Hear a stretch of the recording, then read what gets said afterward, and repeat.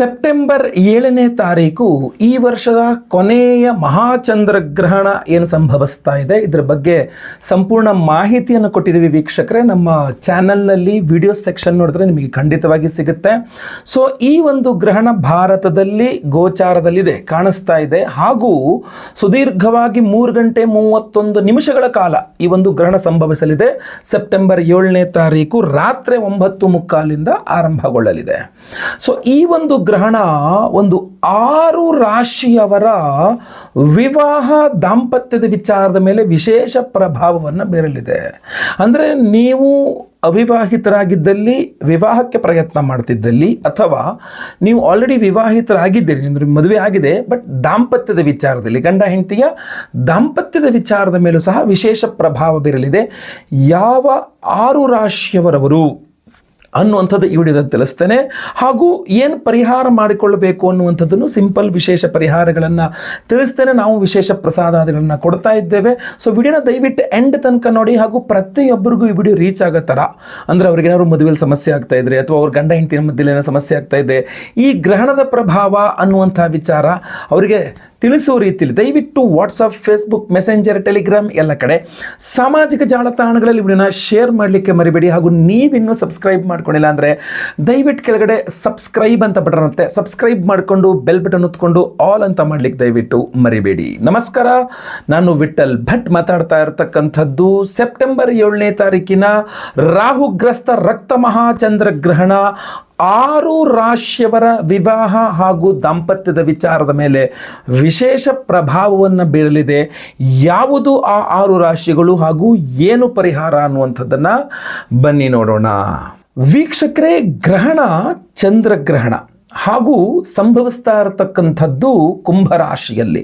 ಹಾಗೂ ಚಂದ್ರನ ದೃಷ್ಟಿ ಸಾಮಾನ್ಯವಾಗಿ ಯಾವಾಗ ಅಂದರೆ ಚಂದ್ರ ತಾನಿರುವ ಮನೆಯಿಂದ ಎಷ್ಟನೇ ಮನೆಯನ್ನು ನೋಡ್ತಾ ಇದ್ದಾನೆ ಅನ್ನುವುದರ ಆಧಾರ, ಹಾಗೂ ಆ ಮನೆಯವರ ಸಪ್ತಮದ ಮೇಲೇನಾದರೂ ಗ್ರಹಣದ ದೃಷ್ಟಿ, ಅಂದರೆ ನಿಮ್ಮ ರಾಶಿಯಿಂದ 7ನೇ ರಾಶಿಯ ಮೇಲೆ ಗ್ರಸ್ತ ಚಂದ್ರನ ದೃಷ್ಟಿ ಬಿತ್ತು ಅಂತಾದರೆ ನಿಮ್ಮ ವಿವಾಹ ಅಥವಾ ದಾಂಪತ್ಯದ ವಿಚಾರದ ಮೇಲೆ ಚಂದ್ರಗ್ರಹಣದ ಪ್ರಭಾವ ಇರ್ತದೆ ಅಂತ ಇದನ್ನು ತೆಗೆದುಕೊಳ್ಬೇಕಾಗಿರ್ತದೆ. ಅಂದರೆ ಕೆಲವರು ಯಾವ ರೀತಿಯಲ್ಲಿ ಹೇಳ್ತಾ ಇದ್ದೀರಿ ಅಂತ ಕೇಳ್ತಾರಲ್ಲ, ಆ ರೀತಿ ಹೇಳ್ತಾ ಇದ್ದಾನೆ. ನಿಮ್ಮ ರಾಶಿಯಿಂದ 7ನೇ ರಾಶಿ ಯಾವುದಿರ್ತದೆಯೋ ಆ ರಾಶಿಯ ಮೇಲೆ ಏನಾದರೂ ಗ್ರಸ್ತ ಚಂದ್ರನ ದೃಷ್ಟಿ ಇದೆ ಅಂತ ಆದರೆ, ಚಂದ್ರಗ್ರಹಣದ ದಿವಸ ಗ್ರಸ್ತ ಚಂದ್ರನ ದೃಷ್ಟಿ ನಿಮ್ಮ ರಾಶಿಯಿಂದ 7ನೇ ರಾಶಿಯ ಮೇಲೆ ಇದೆ ಅಂತ ಆದರೆ, ನಿಮ್ಮ ವಿವಾಹ ಹಾಗೂ ದಾಂಪತ್ಯದ ವಿಚಾರದ ಮೇಲೆ, ಅವಿವಾಹಿತರಾಗಿದ್ದರೆ ವಿವಾಹದ ಮೇಲೆ, ಹಾಗೂ ವಿವಾಹಿತರಾಗಿದ್ದರೆ ದಾಂಪತ್ಯದ ಜೀವನದ ಮೇಲೆ ಪ್ರಭಾವ ಬೀರಲಿದೆ ಅನ್ನುವಂಥದ್ದನ್ನು ಅದರ ಆಧಾರದ ಮೇಲೆ ಈ ವಿಡಿಯೋವನ್ನು ನಾನು ಮಾಡ್ತಾ ಇದ್ದೇನೆ.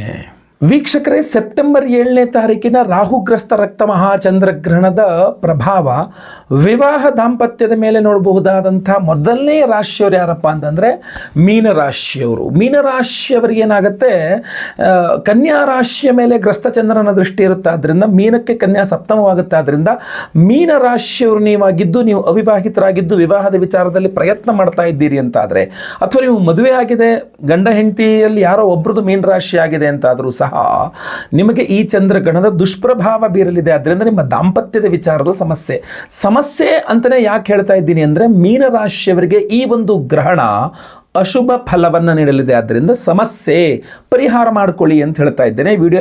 ಇದೇ ವಿಡಿಯೋ ಎಂಡಲ್ಲಿ ನಾನು ಪರಿಹಾರ ಗ್ರಹಣಾಚರಣೆ ಬಗ್ಗೆ ಸಂಪೂರ್ಣ ಮಾಹಿತಿಯನ್ನು ಕೊಟ್ಟಿದ್ದೇನೆ. ದಯವಿಟ್ಟು ವಿಡಿಯೋನ ಎಂಡ್ ತನಕ ನೋಡಿ. ವೀಕ್ಷಕರೇ, ಸೆಪ್ಟೆಂಬರ್ 7ನೇ ತಾರೀಕಿನ ರಾಹುಗ್ರಸ್ತ ರಕ್ತ ಮಹಾಚಂದ್ರಗ್ರಹಣ ವಿವಾಹ ದಾಂಪತ್ಯದ ಮೇಲೆ ಪ್ರಭಾವ ಬೀರತಕ್ಕಂಥ 2ನೇ ಪ್ರಮುಖವಾದಂಥ ರಾಶಿಯವರು ಯಾರಪ್ಪ ಅಂತಂದರೆ ವೃಷಭ ರಾಶಿ. ವೃಷಭ ರಾಶಿಯವರಿಗೆ ಸಪ್ತಮಾಧಿಪತಿ ಯಾವುದಾಗುತ್ತೆ ಅಂದರೆ ವೃಶ್ಚಿಕ ಆಗುತ್ತೆ. ಹಾಗೂ ವೃಶ್ಚಿಕದ ಮೇಲೆ ಗ್ರಸ್ತ ಚಂದ್ರನ ದೃಷ್ಟಿ ಇರ್ತದೆ. ಸೊ ಅದರಿಂದಾಗಿ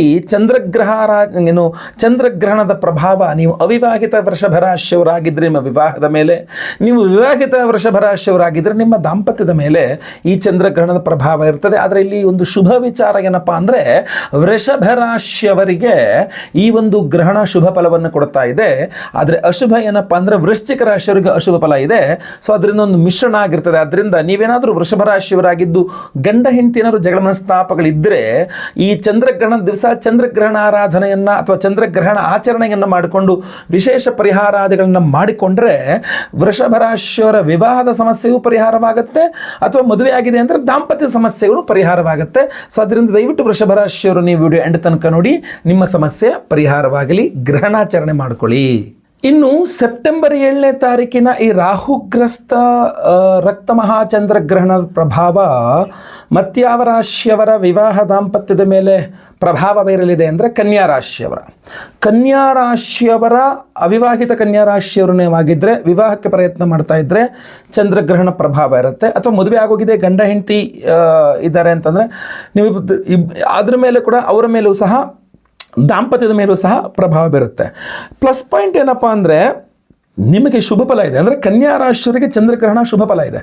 ಸೊ ಒಳ್ಳೆಯ ಫಲ ಇರೋದ್ರಿಂದ ಅವಿವಾಹಿತ ಕನ್ಯಾ ರಾಶಿಯವರಿಗೆ ವಿವಾಹ ಸಿದ್ಧಿಸುವ ಅಂದರೆ ಫಿಕ್ಸ್ ಆಗುವ ವಿಚಾರದಲ್ಲಿ, ಅಥವಾ ಮದುವೆ ಆಗಿರುವ ಗಂಡ ಹೆಂಡತಿನ ಜಗಳ ಮನಸ್ತಾಪಗಳಿದ್ರೆ ಅದನ್ನು ಸುಧಾರಿಸ್ಕೊಂಡು ಸರಿ ಮಾಡಿಕೊಳ್ಳುವ ವಿಚಾರದಲ್ಲಿ ಚಂದ್ರಗ್ರಹಣ ತುಂಬ ಹೆಲ್ಪ್ ಮಾಡಲಿದೆ. ಅಂದರೆ ಮಾನಸಿಕವಾಗಿ ಇಬ್ಬರು ಒಂಥರ ಮನಸ್ಸು ಮುರಿದೋಗ್ಬಿಟ್ಟಿದೆ ಅಂತ ಈ ಥರ ಏನಾದ್ರು ಇದ್ದರೂ ಕೂಡ ಈ ಒಂದು ಚಂದ್ರಗ್ರಹಣ ಅವರ ಮುರಿದ ಮನಸ್ಸುಗಳನ್ನು ಮತ್ತೆ ಸರಿ ಮಾಡಿ ಸುಖ ದಾಂಪತ್ಯಕ್ಕೆ ಎಡೆ ಮಾಡಿಕೊಡ್ಲಿಕ್ಕೆ ಅನುಕೂಲ ಮಾಡಿಕೊಡುವಂಥ ಒಂದು ಅದ್ಭುತವಾದ ಸಮಯ ಅಂತ.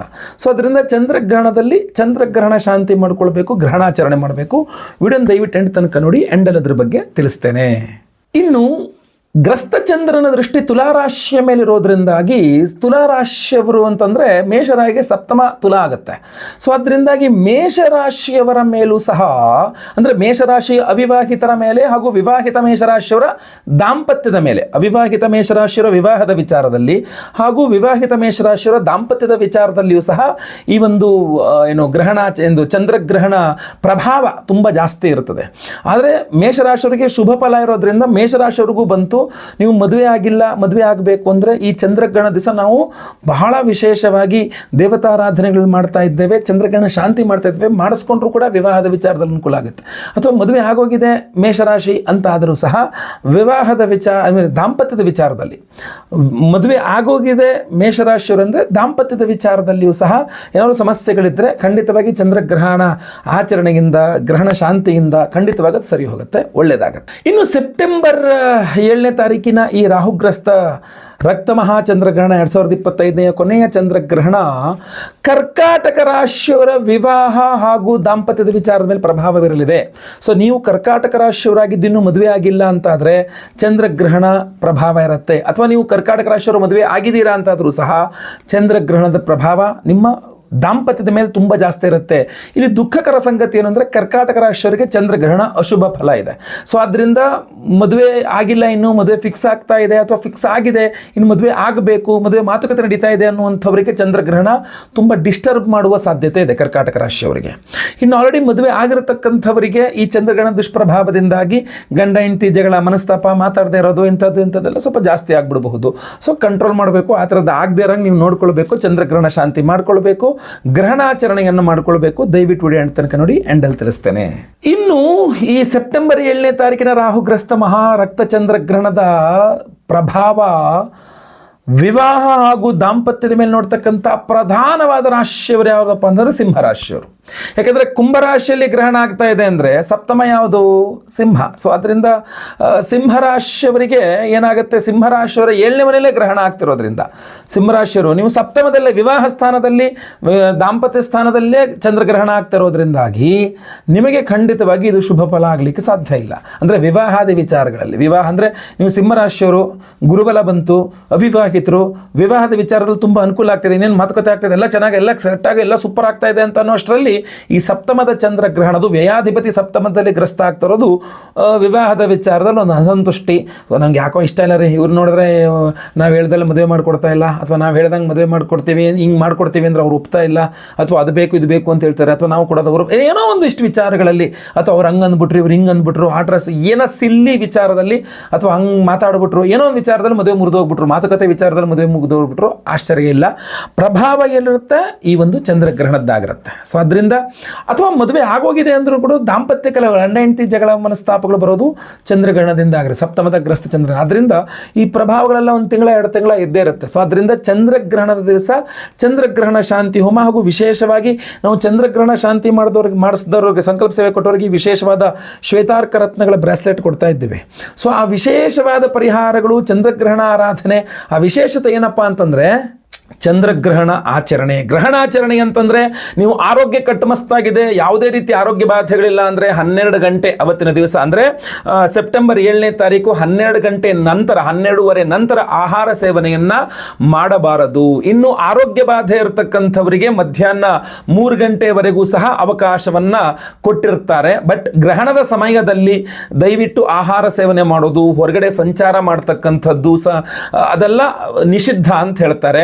ಹಾಗೂ ಮಲಮೂತ್ರ ವಿಸರ್ಜನೆಯೂ ಸಹ ನಿಷಿದ್ಧ ಅಂತ ಹೇಳ್ತಾರೆ. 3-3.5 ಗಂಟೆಗಳ ಕಾಲ ಇದೆ ಈ ಸಲ ಅಂತೂ ಗ್ರಹಣ. ಬಟ್ ಅಷ್ಟೆಲ್ಲ ಹೊತ್ತು ನಾವು ಹೆಂಗ್ರಿ ಟಾಯ್ಲೆಟ್ಗೆ ಹೋಗದೆ ಹೆಂಗಿರೋಕ್ಕಾಗ್ತದೆ ಅಂತ ಕೇಳಿದ್ರೆ ಆ್ಯಕ್ಚುಲಿ ಹೇಳ್ಬೇಕಂತಂದರೆ ಗ್ರಹಣಾಚರಣೆಯ ಪದ್ಧತಿ ಏನಿದೆ 12 ಗಂಟೆ ಅಥವಾ ಮಧ್ಯಾಹ್ನ 3 ಗಂಟೆ ಅಷ್ಟರೊಳಗಡೆ ಆಹಾರ ಸೇವನಾದಿಗಳು ಮುಗಿಸ್ಕೊಂಡ್ರೆ ಅದರ ನಂತರ ಗ್ರಹಣಾರಂಭಕ್ಕೂ ಮುನ್ನ ಅಂದರೆ 9:45ಗೂ ಮುನ್ನ ನೀವು ಮಲಮೂತ್ರ ವಿಸರ್ಜನೆ ಮಾಡಿಬಿಟ್ರೆ ಆಮೇಲೆ ಗ್ರಹಣದ ಸಮಯದಲ್ಲಿ ಖಂಡಿತವಾಗಿ ಮಲಮೂತ್ರ ವಿಸರ್ಜನೆ ಮಾಡೋ ಪರಿಸ್ಥಿತಿ ಬರೋದಿಲ್ಲ. ಸೊ ಇದು ಶಾಸ್ತ್ರಕಾರರ ಲೆಕ್ಕಾಚಾರವಾಗಿರುತ್ತೆ. ಇನ್ನೂ ಹೇಳಬೇಕು ಅಂತಂದರೆ ಬಹಳ ಪ್ರಮುಖವಾಗಿ ನಿದ್ರೆ ಮಾಡುವಂಗಿಲ್ಲ ಅಂತ ಹೇಳ್ತಾರೆ. ಸೊ ಏನು 9ರಿಂದ ಮಧ್ಯರಾತ್ರಿ ಬೆಳಗಿನ ಜಾವ 1:30ವರೆಗೆ ಏನಿರ್ತದೆ ಆ ಸಮಯದಲ್ಲಿ 3:30 ಗಂಟೆಗಳ ಕಾಲದ ಸಮಯದಲ್ಲಿ ನಿದ್ರೆ ಮಾಡಬಾರ್ದು, ಜಪತಪಾದಿಗಳನ್ನ ಮಾಡಬೇಕು. ಹಾಗೂ ಗ್ರಹಣದ ಆರಂಭ 9:45 ಮಧ್ಯಭಾಗ ಅಂದರೆ 11:30 11:45 ಹಾಗೂ ಅಂತ್ಯಭಾಗ 1:15 1:30 ಈ ಸಮಯದಲ್ಲಿ ಸ್ನಾನವನ್ನು ಮಾಡಬೇಕು. ಗ್ರಹಣ ಆದಿ ಮಧ್ಯ ಅಂತ್ಯ 3 ಸ್ನಾನಗಳನ್ನು ಆಚರಣೆ ಮಾಡಬೇಕು. ಗ್ರಹಣದ ಸಮಯದಲ್ಲಿ ಮಾಡುವ ಸ್ನಾನ ಗಂಗಾದಿ ತೀರ್ಥ ಸ್ನಾನಗಳಿಗೆ ಮಾಡುವ ಪುಣ್ಯವನ್ನು ಕೊಡ್ತದೆ ಅಂತ ಹೇಳ್ತಾರೆ. ಇನ್ನು ಜಪತಪಾದಿಗಳು ನೀವು ಓಂ ನಮೋ ನಾರಾಯಣಾಯ ಅಷ್ಟಾಕ್ಷರಿ ಜಪ ಮಂತ್ರ ಮಾಡಬಹುದು, ಓಂ ನಮಃ ಶಿವಾಯ ಪಂಚಾಕ್ಷರಿ ಜಪ ಮಾಡಬಹುದು, ಅಥವಾ ನಿಮಗೆ ಇಷ್ಟ ದೇವರು ಕುಲದೇವರು ಯಾವ್ದಾದ್ರು ಉಪದೇಶವಾಗಿರುವ ಮಂತ್ರ ಯಾವುದೇ ಇದ್ರೂ ಸಹ ಖಂಡಿತವಾಗಿ ಆ ಗ್ರಹಣದ ಸಮಯದಲ್ಲಿ ಸ್ನಾನ ಮಾಡ್ಕೊಂಡು ಬಂದು ಕೂತ್ಕೊಂಡು ಜಪ ಮಾಡಬಹುದಾಗಿರ್ತದೆ.